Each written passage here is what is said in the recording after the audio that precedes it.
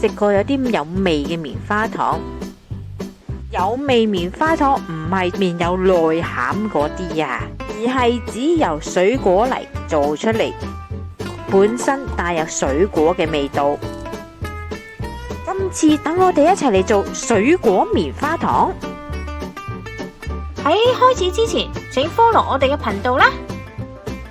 喵！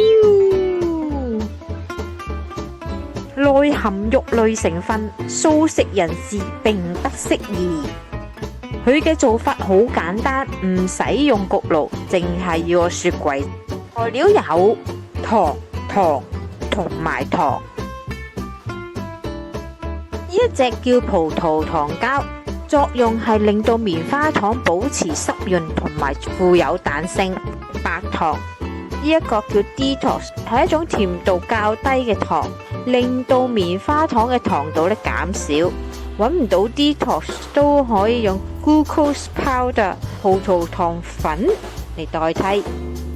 講完呢三隻糖，梗係令到我哋重要嘅主角膠粉或者魚膠片，同埋任何味道嘅生果泥。最好揀啲味道比較重、帶有酸性嘅維佳。照想像做出嚟嘅棉花糖，生果嘅味道會減半㗎。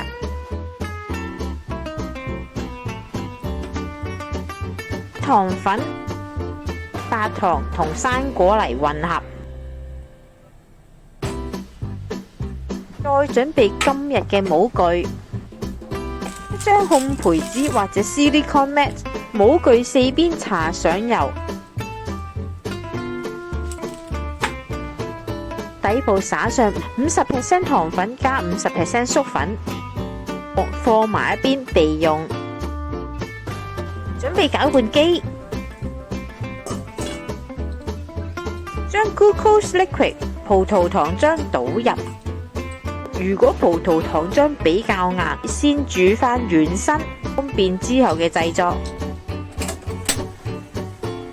水果泥加熱，但唔好煮到沸騰，確保全部嘅糖融化。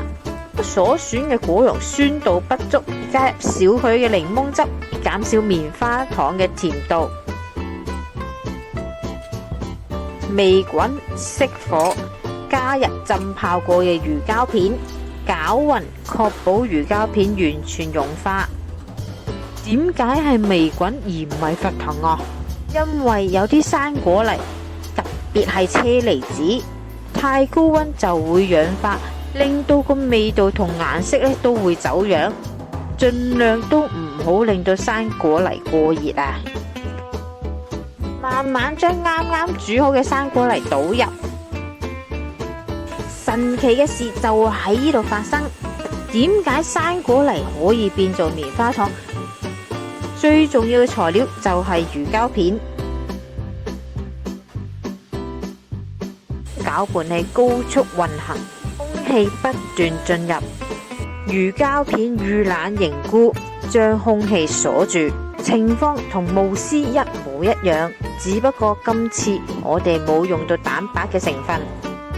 當然，空氣越加入，體積就會越大。個亦都係因為佢體積越大，味道就會下降，打到出現絲帶狀嘅效果，咁就為之完成。倒入模具之中，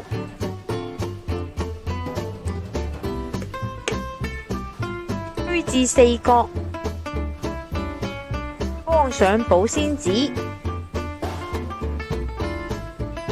冬天可以選擇室外凝固，如果係夏天，最好放入雪櫃。係喺雪櫃凝固12小時。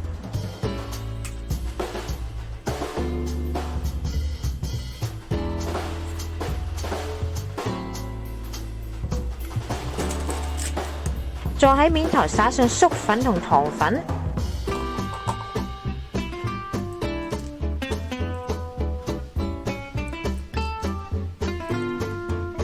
一個個小窿窿就係空氣加入嘅效果。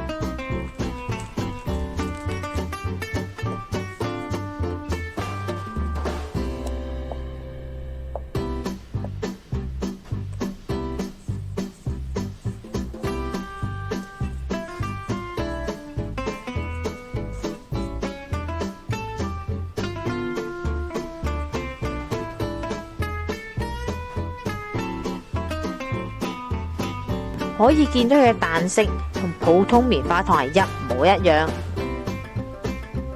今日嚟到呢度啦，詳細嘅食譜我哋會擺落 Facebook 嗰度，有興趣嘅大家可以去睇一睇。請 like 我哋嘅 Facebook 同埋 YouTube，以便獲得更多嘅資訊啦。